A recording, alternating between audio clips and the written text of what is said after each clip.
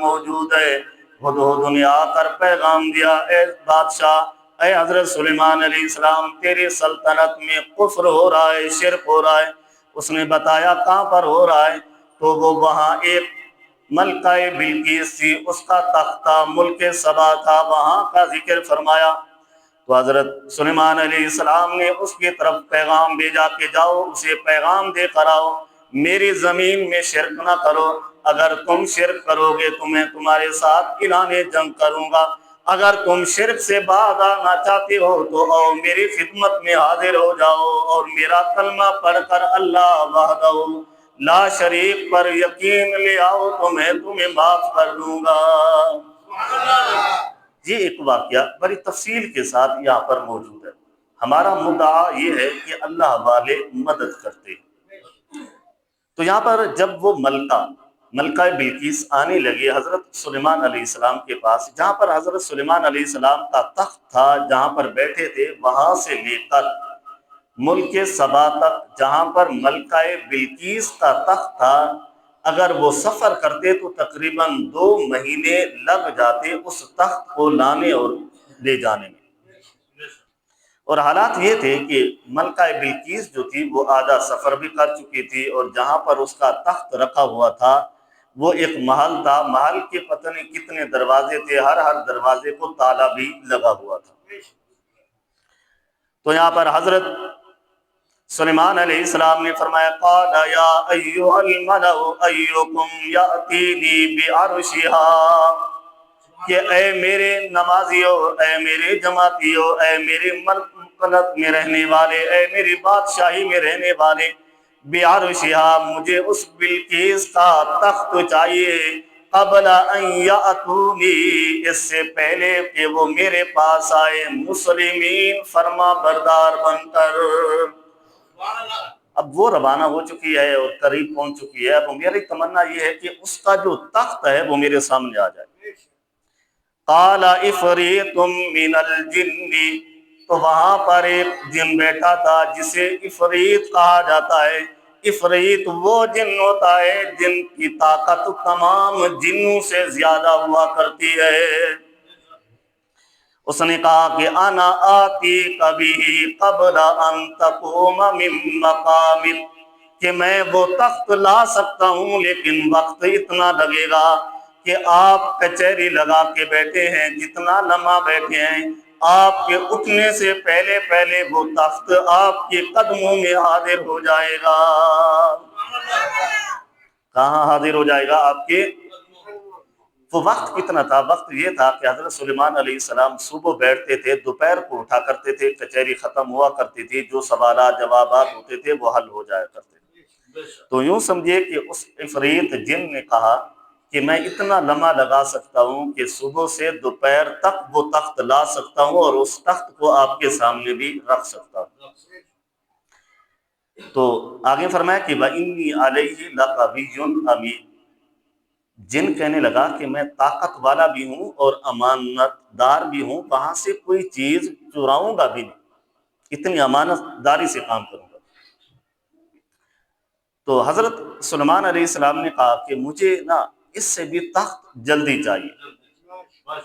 تو اللہ رب العزت نے فرمایا قال الذی عندہ علم من الکتاب،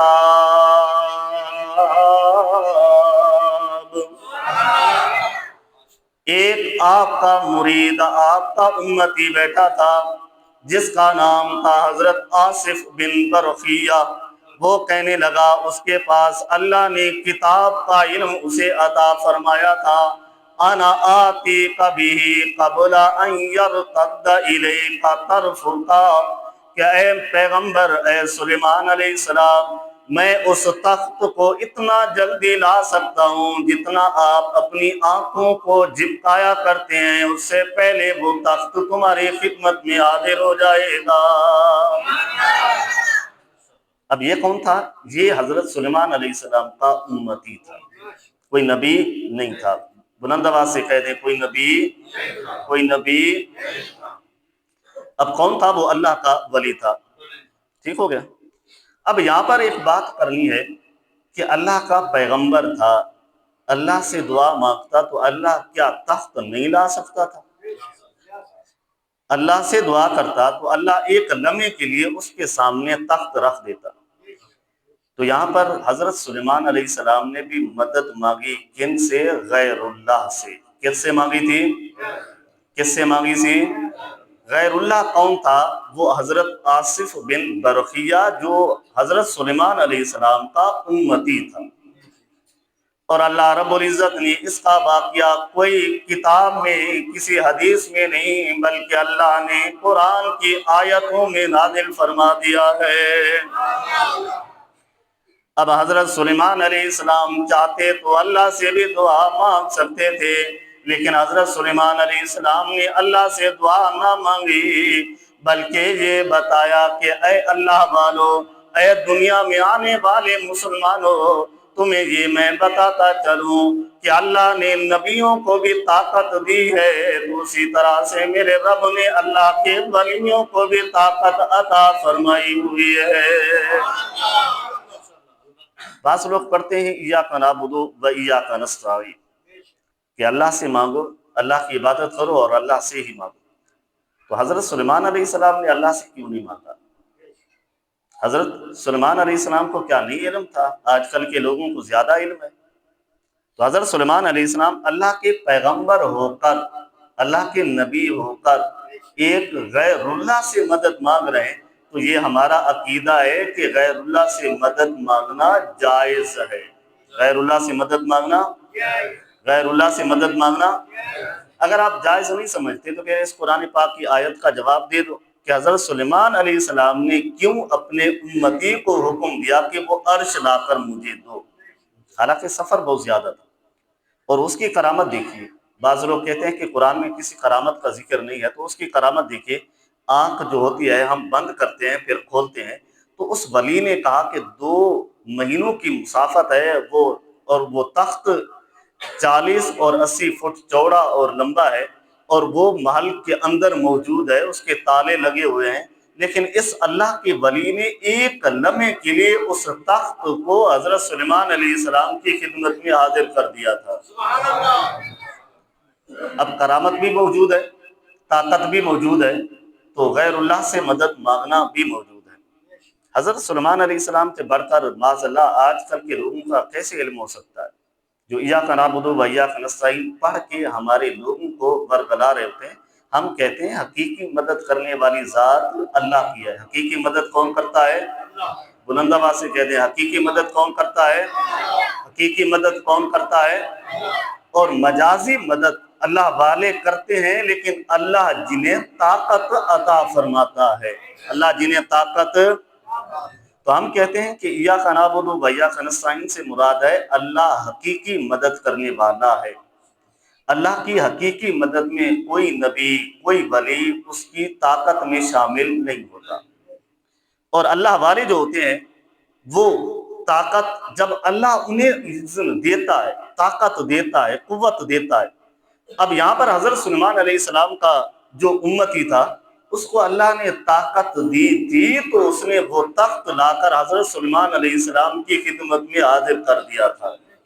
اگر میرا رب طاقت نہ دیتا تو وہ ولی کبھی بھی ایسا نہیں کر سکتا۔ اور یہاں پر موجود ہے کہ جب تخت دیکھا تو حضرت سلیمان علیہ السلام نے کہا کہ قال ھذا من فضل ربی، کہ یہ میرے رب کا فضل ہے کہ اس نے اتنی اللہ والوں کو میرے امتی میں شامل فرما دیا۔ اب سوال یہ ہے، حضرت سلیمان علیہ السلام، جی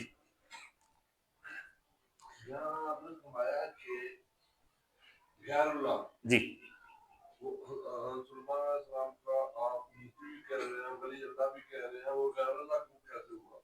چلے بیٹھے، سوال یہ ہے کہ سوال ہوا نا غیر اللہ، تو حضرت سلیمان علیہ السلام کو پیغمبر بھی کہہ رہے ہیں، اس کے ولی کو بھی کہہ رہے ہیں، تو پھر یہ غیر اللہ کیسے ہوا؟ ٹھیک ہو گیا، یہی سوال ہے۔ یہاں پر سمجھانے کے لیے یہ بات ہوتی ہے کہ جو اللہ ہے وہ حقیقی مدد کرنے والا اللہ، اللہ کے علاوہ جو مدد ہوتی ہے اسے ہم غیر اللہ کہتے ہیں، یعنی اللہ کے سوا مدد کرنے والا۔ ٹھیک ہو گیا؟ تو یہاں پر اللہ کا ولی، حضرت سلیمان علیہ السلام کا جو ولی تھا، وہ جب ولایت دکھا رہا تھا، کرامت دکھا رہا تھا، تو بظاہر تو وہ غیر اللہ ہے، اللہ تو نہیں، حقیقتاً تو اللہ نہیں ہے۔ جب وہ حقیقتاً اللہ نہیں ہے لیکن اللہ کا اذن موجود ہے، وہ سارے کام وہی بندہ کر رہا، کوئی اور نہیں کر رہا۔ اگر یوں ہوتا نا، وہ جو جیسے ہم کوئی کام کرتے ہیں، کسی کو ہم وسیلہ بنا لیتے ہیں تو اس وسیلے کے توسط سے ہمارا کام ہوتا ہے۔ جہاں پر اللہ رب العزت حضرت آصف بن برقیہ اس کو راستے سے ہٹا دیتے، ڈائریکٹلی وہ تخت لا کر حضرت سلیمان علیہ السلام کے سامنے رکھ دیتے، حضرت آصف بن برقیہ کا کوئی عمل نہ ہوتا، تو ہم کہتے یہ حقیقتاً میرے رب کی مدد ہے۔ جب یہاں پر حضرت آصف بن برقیہ آئے، ایک وسیلہ بنے، ایک رابطہ بنے، تو بظاہر طاقت تو، بظاہر قوت تو حضرت آصف بن برقیہ دکھا رہا، اور مجازن میرے رب کی طاقت یہاں پہ شامل ہے۔ جب اللہ کے علاوہ جب ایسی بات ہوتی ہے تو اس کو ہم کہتے ہیں غیر اللہ، یعنی اللہ کے علاوہ سے مدد پہنچی ہے۔ ٹھیک ہو گیا؟ تو اگر آپ اس کو دیکھنا چاہیں تو چھٹا وہ 16واں سپارہ ہے، حضرت مریم علیہ السلام، موضوع تھوڑا سا دوسری طرف ہٹ جائے گا، تو بظاہر ایک سوال ہے، اس سوال کا جواب دینا بھی ذرا ضروری ہے۔ یہاں پہ قرآن پاک ہے سورت مریم، تو سورت مریم میں اللہ رب العزت نے حضرت مریم علیہ السلام کو حضرت عیسیٰ علیہ السلام عطا فرمایا تھا، اور اس کا ذکر یہاں پر موجود ہے۔ تو قالت انی اعوذ بالرحمن منک ان کنت تقیہ، حضرت جبرائیل علیہ السلام حضرت مریم علیہ السلام کے سامنے آئے انسانی صورت میں، تو انسانی صورت میں جب آئے تو حضرت مریم علیہ السلام کہنے لگی انی اعوذ بالرحمن، میں اپنے رب رحمان سے تیری پناہ چاہتی ہوں، اللہ سے پناہ مانگتی ہوں۔ حقیقتاً کون تھے وہ؟ حضرت جبرائیل علیہ السلام آئے کس صورت میں؟ انسانی صورت میں۔ تو آگے حضرت جبرائیل علیہ السلام نے فرمایا کہ قال انما انا رسول ربک، رسول بمانا یہاں پر قاصد کریں گے، رسول بمانا رسول نہیں کر سکتے، کیونکہ حضرت جبرائیل علیہ السلام معاذ اللہ رسول نہیں تھے۔ تو حضرت جبرائیل علیہ السلام نے فرمایا کہ قال انما انا رسول ربک، میں تیرے رب کی طرف سے قاصد آیا ہوں، لِأَهَبَ لَكِ غُلَامًا زَكِيًّا، تو میں تمہیں ایک پاکیزہ لڑکا دینے آیا ہوں۔ تو لڑکا کون دیتا ہے؟ اللہ۔ کون دیتا ہے؟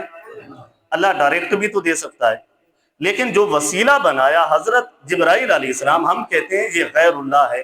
جب یہ غیر اللہ ہے تو حقیقتاً میرا رب بھی اولاد دے سکتا تھا، حضرت جبرائیل علیہ السلام کی ضرورت نہ پڑتی۔ اگر یہاں پر حضرت جبرائیل علیہ السلام حضرت مریم علیہ السلام کے سامنے آئے ہیں تو لڑکا کون دے رہے ہیں؟ بظاہر حضرت جبرائیل علیہ السلام، تو اسی کو ہم غیر اللہ کہا کرتے ہیں۔ سمجھ آ رہی بات کی؟ تو اب تھوڑا سا سمجھ آ گئی ہے تو ٹھیک ہے، ورنہ بعد میں جمعے کے بعد بھی بیٹھ کے تھوڑا سا جو بھی آپ مسائل پوچھنا چاہیں گے وہ بتا دیا جائے گا فوراً، ورنہ یہ موضوع جو ہے اس سے ہٹ جائیں گے۔ تو یہاں پر حضرت آصف بن برقیہ، اب یہاں پر ایک تقابل کرنا ہے، تعارض کرنا ہے۔ تقابل اور تعارض یہ ہوگا کہ حضرت سلیمان علیہ السلام پیغمبر ہیں، اس کی شان ہمارے نبی سے کم ہے، ہمارے نبی سے، بلند آواز سے کہہ دیں، ہمارے نبی سے سب سے اعلیٰ اور عرفہ اللہ رب العزت نے تمام نبیوں سے ہمارے نبی کو پیدا فرمایا ہے۔